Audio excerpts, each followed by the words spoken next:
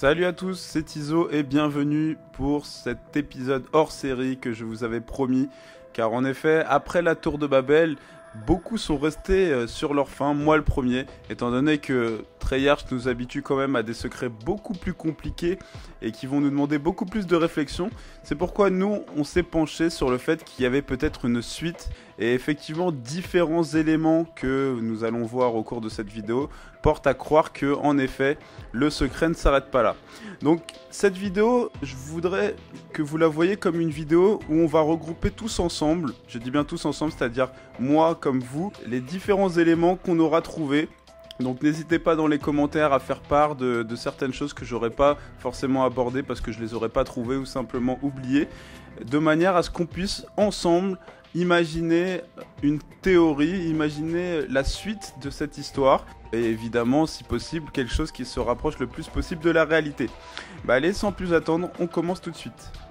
Alors selon moi, si nous voulons comprendre les mécanismes, comprendre l'histoire de ce mode zombie de Call of Duty Black Ops 2, il faut dans un premier temps savoir pourquoi Treyarch ont appelé ce mode de jeu Transit. Alors j'ai effectué quelques recherches qui m'ont conduit sur un article sur Wikipédia, et il se trouve que Transit, c'est un satellite, c'est plus particulièrement le premier système de navigation par satellite qui a été mis au point pour la marine américaine des États-Unis en 1958. Et qui a été opérationnel en 1964. Et il se trouve que vous allez voir un petit peu plus tard dans la vidéo, nous allons fabriquer une table de navigation sous l'obélisque qui se trouve dans le champ de maïs, qui est également une tour radio. Donc selon moi, il y a un rapport très étroit entre ce nom transit pour cette map et le fait qu'il y ait tous ces accessoires radio de transmission, etc., etc. Donc on y reviendra un petit peu plus tard. Ensuite, je me suis penché sur le nom de la map de ce mode transit, à savoir Green Run. Et il se trouve que Green Run, c'est le nom d'une expérience menée par le gouvernement américain qui consistait à faire un rejet volontaire de produits issus de la fission nucléaire, c'est-à-dire après une réaction nucléaire, dans la nature. Et ça a été donc mené en 1949 dans un site qui s'appelle Hanford. Et là où ça devient vraiment très intéressant, c'est ce site de Hanford. Si vous regardez à l'écran, je vous ai mis à gauche la map transit donc, qui est au dépôt de bus, et à droite le site de Hanford, donc le plan que j'ai pu trouver sur Wikipédia. Vous voyez que trait pour trait, c'est exactement la map que nous avons dans ce mode transit. Alors effectivement, ça nous amène à croire que nous nous situons dans un ancien complexe nucléaire désaffecté où a eu lieu bon nombre d'expériences top secrètes réalisées par le gouvernement américain, mais aussi la production de plutonium qui a servi pour réaliser deux bombes nucléaires très célèbres, à savoir l'essai de Trinity, le tout premier essai de l'histoire qui a eu lieu au Nouveau-Mexique, mais aussi la bombe qui a été larguée au Japon à Nagasaki, que vous connaissez tous pendant la Seconde Guerre mondiale. Maintenant que nous avons introduit correctement le sujet de notre vidéo, nous allons reprendre le secret là où on l'avait laissé.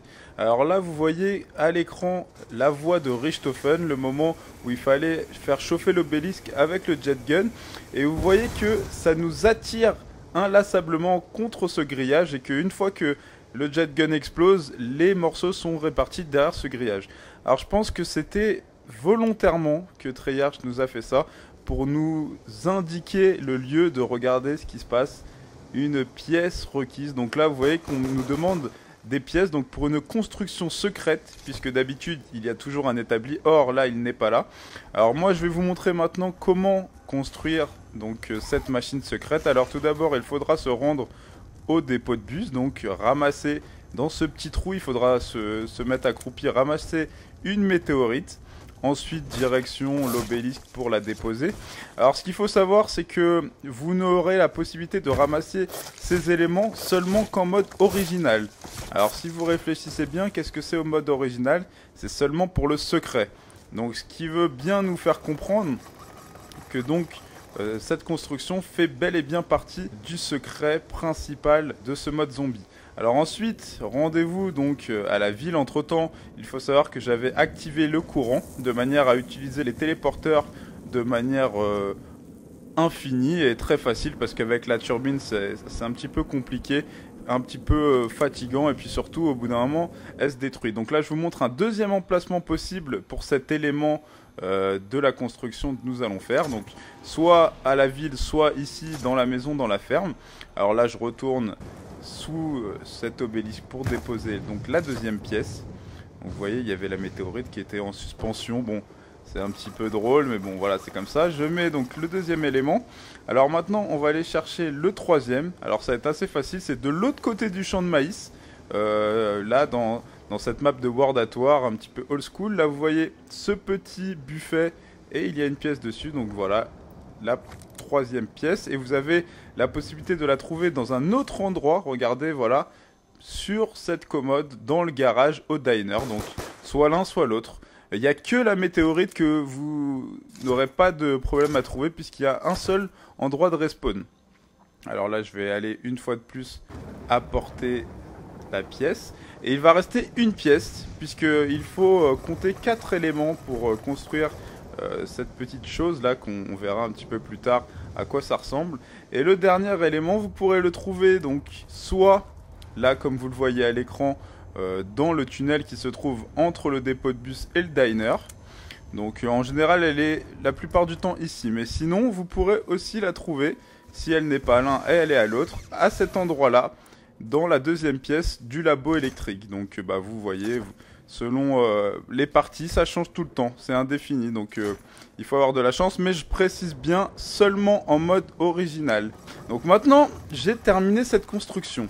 Alors vous voyez, on voit une table avec une espèce de radio, avec un espèce de lecteur de cartes et une météorite dessus. On ne sait pas forcément à quoi ça sert. Et vous voyez bien que ça est écrit « Maintenez pour insérer la navcard ». Alors qu'est-ce que c'est que la navcard et où la trouve-t-on? Donc là vous voyez, je suis de retour au dépôt de bus. Je longe un petit peu cette lave et regardez dans cet amas de détritus. Et ben je trouve la navcard. Alors la nav pour navigation et card pour carte. Donc une carte de navigation. Donc c'est un peu logique de la trouver au dépôt de bus et dans des détritus puisque c'est des gens qui jettent leurs tickets, on va dire. Et là j'essaye de l'insérer et malheureusement on me dit que ce n'est pas la bonne carte. Alors pour la petite anecdote, c'est vrai que la première fois où on a découvert ça, j'étais tout content quand j'avais trouvé la navcard. Je me suis dit mais là ça y est, on a trouvé le secret. Eh ben non, ce n'est pas si facile que ça. Alors là, ce qu'il faut savoir, c'est qu'après, il y a plusieurs hypothèses que nous allons voir ensemble. Et moi, je vous dirai pour moi quelle est celle qui me semble la plus plausible. Alors la première hypothèse consiste à dire qu'il existe plusieurs navcards. Et c'est pour ça que effectivement celle-ci ne fonctionne pas puisque ce n'est pas la bonne et qu'il y en aurait d'autres à trouver. Bah, très honnêtement, je ne pense pas. Pour la bonne et simple raison que moi et l'équipe, ainsi que toute la communauté donc, qui s'intéresse aux zombies, n'ont trouvé absolument aucune autre navcard. Pourtant, on a fouillé, prospecté chaque centimètre carré de cette map Green Run. Alors je pense sincèrement que si quelqu'un avait trouvé une autre navcard, ça aurait été trouvé depuis très longtemps. En plus, ce qui appuie le fait que pour moi il n'y a pas d'autre navcard à trouver, c'est tout simplement que une fois que vous l'avez récupérée, celle qui est à côté du dépôt de bus, elle va aller se caler tout à droite de votre écran et elle ne bougera plus. C'est-à-dire que même quand vous allez faire des prochaines parties, etc., vous l'aurez toujours avec vous. Alors je pense que si c'était une carte qu'on pouvait échanger, etc., elle se mettrait aux mêmes endroits que les objets qu'on ramasse, qui fait que hop, on a une navcard, il suffit de trouver l'autre, ça va la remplacer. Alors que là, vous voyez bien qu'elle est fixée en plus dans un endroit vraiment très précis de l'écran où il n'y a aucun autre objet qui va se mettre à cet endroit-là. Donc je pense que c'est l'unique et seule navcard à trouver. Donc pour moi, la piste des autres navcards à trouver, du moins sur la map transit, est une piste froide et c'est pas la bonne piste.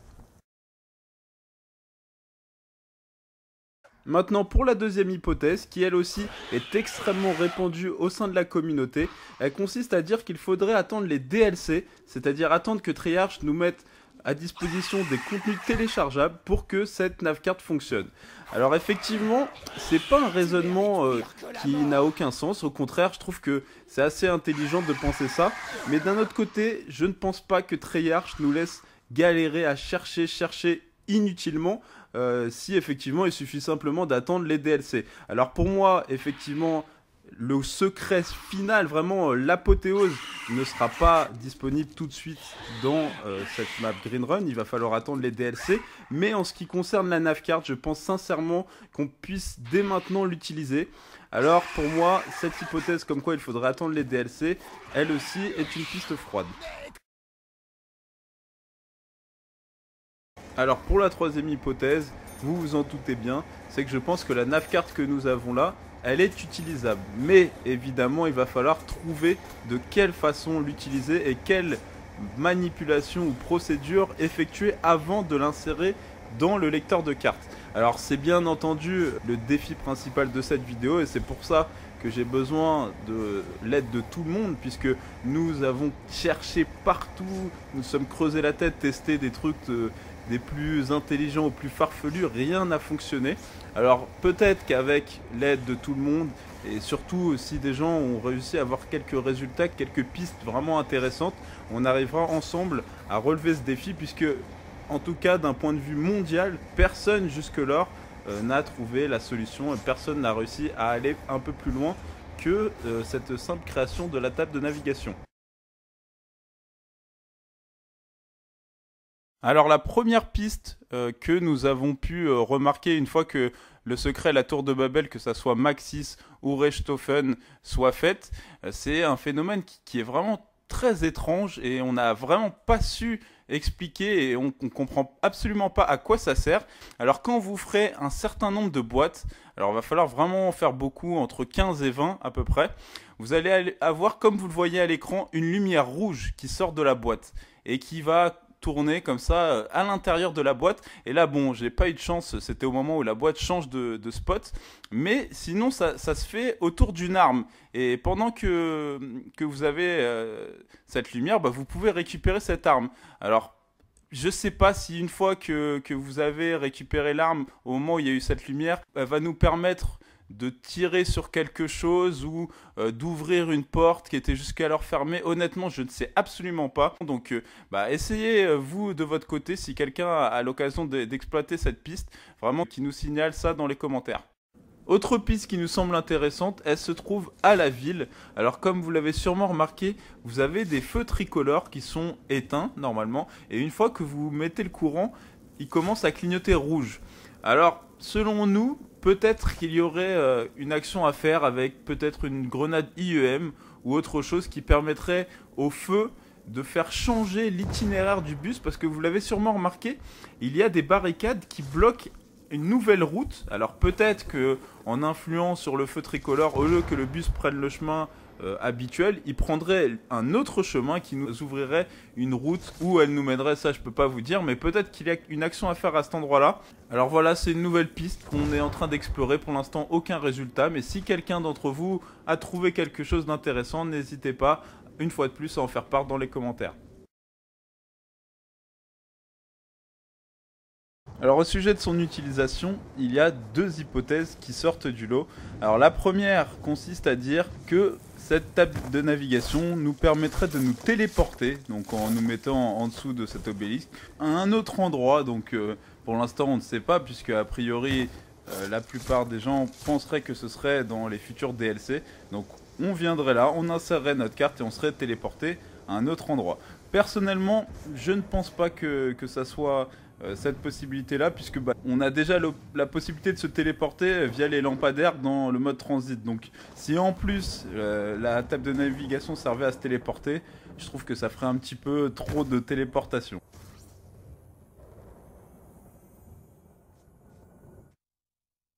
La deuxième hypothèse, qui pour moi est la plus vraisemblable, est que ça pourrait influencer sur l'itinéraire du bus. Alors il ne faut pas oublier que le chauffeur du bus nous répète sans arrêt qu'il y a des problèmes GPS qui en plus nous sort des destinations un peu farfelues par rapport à où on se trouve dans la map. Et vous pouvez aussi voir à l'écran que le bus dès le départ arrive par une route qui est fermée, auquel on n'a pas accès. On la retrouve un petit peu plus loin quand on avance en direction du diner. Vous voyez, cette route, elle est bloquée par des sacs. Et là, évidemment, on ne peut pas savoir ce qu'il y a un peu plus loin. Et on peut aussi revoir un petit peu mieux cette route en étant sur le diner. Vous voyez bien qu'il y a une route qui serpente là derrière et on ne sait pas pour l'instant où elle va. La seule chose qui nous met un petit peu sur la voie, c'est simplement le nom du diner. Vous voyez, c'est écrit North Highway, ce qui veut dire autoroute nord. Donc a priori une route qui nous emmène vers le nord des États-Unis. Et si vous revenez au dépôt de bus, vous voyez donc une carte avec 2 bus. Donc ça nous indique plus ou moins qu'il y aurait plusieurs trajets. Et là, si vous regardez dans le coin haut à droite, vous voyez route A, route B. Et la route B, c'est des heures qui se déroulent la journée. Et le problème, c'est qu'effectivement, là, on est la nuit. Vous voyez, on voit la petite horloge. Il est 20h moins 10, alors que le bus de la route B s'arrête à 14h. Alors, si on avait la possibilité de changer l'heure pour se retrouver la journée, en plus, regardez, un deuxième indice sur ce poster, vous voyez, Ride the bus, donc prenez le bus, et entre the et bus B, donc ce qui veut nous dire, a priori, prenez le bus B. Et donc ce serait un bus qui vraisemblablement prendrait l'autre route vers le nord. Et le dernier élément se situe entre le dépôt de bus et le diner. Là pour le coup ça n'a pas été trouvé par moi, ça a été trouvé par des Américains, donc je ne veux pas récupérer le crédit de cette trouvaille, je vous transmets juste l'information. Alors vous avez un panneau où c'est écrit Drive safely, exit 1/2 mile. Donc en français ça nous donne rouler prudemment, sortie dans 1/2 mile. Et si vous êtes observateur, vous voyez qu'il y a des lettres qui sont effacées pour ne laisser que des lettres en blanche qui nous donnent DAYX/2ME, qui nous donne donc Day cross over to me. En français, le jour au travers de moi. Donc, ça nous appuie encore la thèse du fait que si on arrivait à changer de la nuit à la journée, on pourrait donc emprunter la route B du bus puisqu'elle passe uniquement la journée et on pourrait accéder à un autre endroit, soit du mode transit ou cette fois-ci dans des DLC, mais vraisemblablement on arrivera à un autre endroit où il y aura d'autres actions à faire et ça pour l'instant on ne peut pas en savoir plus. Alors maintenant on va essayer d'imaginer la suite possible pour ce secret qui selon moi sera disponible dans les prochains DLC. Alors ce qu'il faut savoir avant tout, c'est que évidemment je ne travaille pas chez Treyarch, donc là ce que je vais vous montrer c'est seulement des suppositions par rapport à des éléments qu'on a trouvés tout au long de ce mode transit. On ne peut pas évidemment savoir ce que Treyarch nous réserve exactement, mais selon moi ça s'avère plus ou moins possible que ce soit ça. Alors si vous vous rendez donc dans la ville et que vous allez dans le bar et que vous êtes un petit peu observateur, vous allez voir des choses assez intéressantes. Alors comme vous le voyez à l'écran, vous avez des tableaux, donc 3 tableaux. Alors le premier, c'est un tableau où on voit un espèce d'incendie. Alors là honnêtement je peux pas vous en dire plus parce que on a effectué énormément de recherches. J'ai absolument pas pu trouver sur internet à quoi ça ressemblait. En tout cas on voit un immense incendie. Et vous voyez d'ailleurs que ces tableaux sont mis plusieurs fois dans ce bar, donc vraiment pour nous attirer l'attention. Et ensuite vous avez un autre tableau où nous pouvons voir une espèce d'oreille, vous voyez, avec une lame de couteau. Ça je vous montrerai un petit peu plus tard d'où elle provient. Donc là on revoit une fois de plus cet incendie avec une personne sur le toit d'une maison vraisemblablement. Si quelqu'un a réussi à trouver cette image sur Google ou quoi, n'hésitez pas à nous en faire part dans les commentaires. Et la dernière qui est la plus importante, c'est la tour de Babel. Alors, la tour de Babel, c'est évidemment ce qui concerne notre secret. Alors, ce qu'il faut savoir, c'est que en français, le secret se nomme la tour de Babel, donc B-A-B-E-L, mais en anglais, ça c'est notre ami Kenshin qui nous l'a signalé et c'est vraiment intéressant aussi. C'est B-A-2-B-L-E et ça veut dire donc en anglais la tour des murmures. Alors il me semblerait a priori que Treyarch ait voulu faire un jeu de mots, c'est-à-dire en anglais mettre Babel au niveau de la tour des murmures, puisque vous savez bien qu'il faut écouter les voix de Richthofen et de Maxis, donc ça conviendrait tout à fait avec ce nom de secret, donc la tour des murmures. Mais Babel, comme ça, c'est une tour en fait qui a été évoquée lors de la Genèse, donc c'est un livre au même titre que la Bible. A Après le déluge donc qu'il y a eu, les premiers hommes entreprennent la construction de cette tour qui consistait à monter vers le ciel. Mais Dieu interrompt leur projet qu'ils jugent trop ambitieux en brouillant leur langage et les dispersant sur la terre. Donc a priori, les humains ont voulu atteindre les cieux et Dieu a vu que ça devenait un peu dangereux. Donc il les a dispersés en brouillant leur langage. Alors ça peut être intéressant pour nous de savoir ça par rapport à l'aventure zombie, puisque vous voyez qu'il y a pas mal de problèmes de transmission qui sont brouillés, ce que nous dit Maxis, couper le courant pour que les transmissions puissent passer, etc. Donc peut-être que ça a un rapport avec ça, et c'est pour ça qu'ils ont appelé le secret la tour de Babel, et il faut savoir que justement cette tour n'a pas été achevée puisqu'elle a été interrompue par Dieu, ce qui voudrait nous dire que peut-être que ce secret, c'est un secret qui n'est pas encore terminé et que donc le secret de la tour de Babel, c'est juste une étape vers un secret beaucoup plus grand puisque la tour de Babel, historiquement, c'est une tour qui est restée inachevée. Au sujet du deuxième tableau où on pouvait apercevoir une oreille, je suppose qu'il faisait allusion au fait qu'il faut écouter les voix de Maxis et Richthofen. Alors, ce tableau a été tiré d'une œuvre qui s'appelle Le Jardin des Délices que vous avez à l'écran. En fait, c'est un triptyque, c'est-à-dire une peinture réalisée sur 3 panneaux dont les volets extérieurs peuvent se refermer sur celui du milieu. C'est pour ça que vous voyez qu'il y a bien 3 segments bien distincts. Et donc, celui de gauche représente Adam et Ève en compagnie de Dieu dans le paradis sur terre. Le panneau central représente un jardin délicieux, donc bon, ça reste assez flou, vous voyez qu'il y a des choses assez surprenantes. Et celui de droite qui nous intéresse le plus, d'où est tirée notre image, en fait c'est tout simplement les tourments de l'enfer. Une fois que vous refermez les 2 panneaux extérieurs, ça va nous donner une 4e peinture, et celle-ci en fait elle représente les eaux qui se retirent après le déluge. Vous pouvez même constater qu'au sommet, en haut à gauche, il y a un personnage assez âgé qui est assis avec un livre à la main, et en fait c'est Dieu lui-même. Donc on peut très facilement dire que c'est ce qui vient juste après l'épisode de la tour de Babel, donc il y a une continuité et c'est un petit peu apocalyptique, on va dire, ce qui va se passer. Donc ça présage quand même des choses qui vont faire un petit peu flipper dans la suite du zombie. Et d'ailleurs, effectivement, le 21 décembre 2012 approche à grands pas. Donc ça ne m'étonnerait pas qu'ils aient fait un petit clin d'œil par rapport à ça. À présent, on va parler d'une image qui avait fait beaucoup parler d'elle au moment où elle a été découverte. Vous savez, dans Call of Duty Black Ops premier du nom, on pouvait libérer Mason de sa chaise et il pouvait accéder à un ordinateur où en tapant des commandes, on accédait à différentes choses, notamment des photos. Et donc c'est comme ça que cette photo-là avait été découverte. Et donc ça nous avait un petit peu mis sur la piste de ce qu'il pourrait y avoir dans Black Ops 2.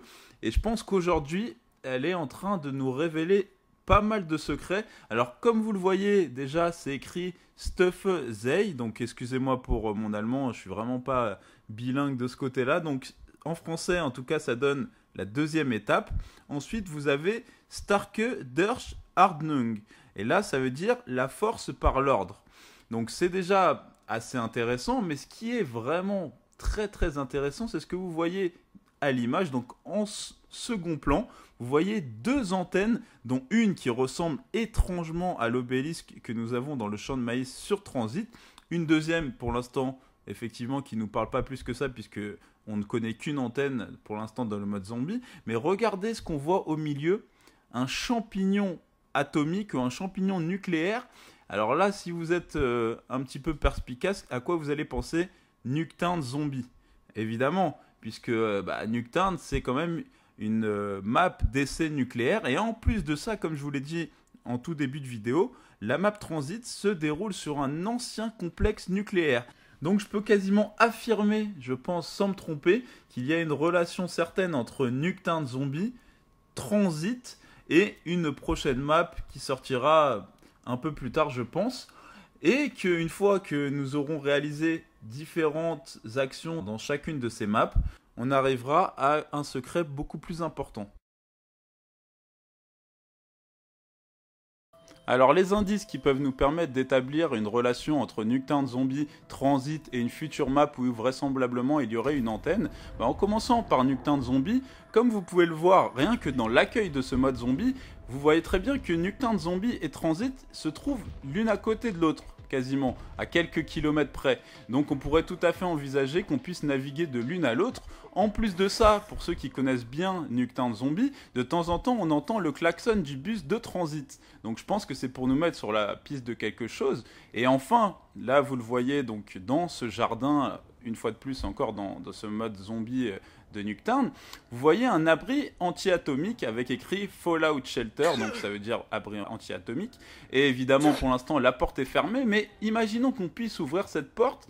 On pourrait, une fois de plus, tout à fait imaginer qu'on puisse se rendre, regardez ça, donc, au dépôt de bus, puisqu'il y a encore écrit Shelter de la même façon, donc sur cette pancarte jaune, et avec des escaliers qui nous font descendre quelque part. Pour l'instant, il y a ces sacs, et donc on ne peut pas avancer, mais quand même, c'est assez étrange ce phénomène-là. Et encore autre chose qui appuie, une fois de plus, cette thèse, regardez, quand vous êtes donc dans ce tunnel entre le diner et le dépôt de bus, vous revoyez écrit Shelter avec cette pancarte jaune, et là carrément une flèche qui nous indique quelque chose, et donc on pourrait en plus comprendre pourquoi il y a ce M16 à un endroit désertique où il n'y a pas d'action particulière à faire, puisque en prenant ce M16, on pourrait emprunter la porte que vous voyez devant moi et arriver donc dans Nuketown Zombie. Alors je pense que quand même ces indices sont assez troublants, et on peut s'accorder pour dire que dans le futur, on pourra naviguer entre les deux maps. Maintenant, on va s'intéresser aux éléments qui nous laisseraient entendre qu'il y aurait peut-être une autre antenne dans une autre map ou un autre endroit tel que celle que nous avons dans Transit. Alors si vous êtes fidèle à ma série et que vous avez vu l'épisode sur la ferme, plus particulièrement à la fin, vous avez certainement entendu des messages secrets qui nous disaient ceci. Allô, ici Jackass Flats pour toute communauté humaine à distance de diffusion. Nous sommes situés aux coordonnées suivantes. 37 degrés 07 nord, 116 degrés 03 ouest. Ce message est un avertissement pour quiconque aurait été contacté par un groupe de voix mystérieuses. Dans ce premier message, chose très intéressante, on entend un certain Jackass Max qui lui aussi entendrait des voix telles que notre ami Samuel, et également il nous donne des coordonnées GPS.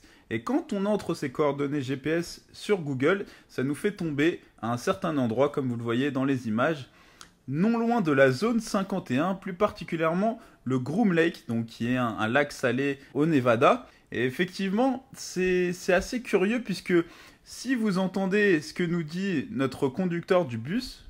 Nous arrivons à Groom Lake. Dernier appel pour Groom Lake. A priori, si on avait la possibilité de réparer le problème de navigation, on pourrait aussi nous rendre à cet endroit, Groom Lake. Et maintenant, on va écouter un deuxième message. Allô, vous m'entendez? Nous avons activé la flèche comme vous nous l'avez demandé, mais des zombies ont encerclé notre position et on ne pourra pas tenir longtemps face à eux sans aide. Allô, pitié, répondez! Vous devez nous dire comment fonctionne... Dans ce deuxième message, il dit « On a activé la flèche comme vous nous l'avez demandé ». Alors je suppose que la flèche, c'est l'équivalent de l'obélisque que nous avons dans le champ de maïs. Et comme vous nous l'avez demandé, je pense qu'il parle de Richthofen et de Maxis via les voix qu'on entend dans nos têtes. Et par la suite, il dit « Il faut que vous nous expliquiez comment fonctionne le... » Et après, il se fait apparemment encercler par des zombies. Et je suppose que ce qu'il demande, c'est comment fonctionne la table de navigation. Ce qui voudrait dire qu'apparemment... ça appuie vraiment la thèse qui consiste à dire qu'il y aurait une autre antenne, vraisemblablement proche de Groom Lake et de la zone 51, et qu'il faudrait trouver un moyen de faire communiquer ces deux antennes, plus quelque chose qui se passerait à Nuketown, pour avancer dans ce secret. Et voilà les gens, malheureusement cette vidéo touche à sa fin, mais toutes les bonnes choses ont une fin, comme on dit. Bah écoutez, voilà, c'est toutes les infos dont je dispose au moment où je réalise cette vidéo, c'est-à-dire le lundi 17 décembre. bah, n'hésitez pas dans les commentaires, comme je vous l'ai dit, à rajouter des informations que peut-être j'aurais oubliées durant ma vidéo ou que je n'aurais pas trouvé simplement. J'espère bien sûr que cette vidéo vous aura plu parce que j'ai mis énormément de temps à la réaliser, que ça soit évidemment pour rechercher les différentes informations dans le jeu et puis simplement pour le montage et le commentary. Écoutez, bah, comme je vous l'avais dit précédemment, si vraiment je vois que la vidéo a pas mal de succès, que effectivement vous êtes vraiment demandeur de ce genre de vidéo, j'essaierai à vous en reproposer de temps en temps, dans la limite bien sûr que nous sommes une chaîne communautaire, donc j'ai pas envie non plus de tout le temps être mis en avant. Bah voilà, j'espère vous revoir très prochainement. Théoriquement, ce week-end vous aurez un gros tirage au sort pour Noël, donc soyez au rendez-vous. Et puis évidemment si on survit au 21 décembre 2012. Allez, à plus tout le monde, ciao. Je crois que ce truc pourrait servir à quelque chose.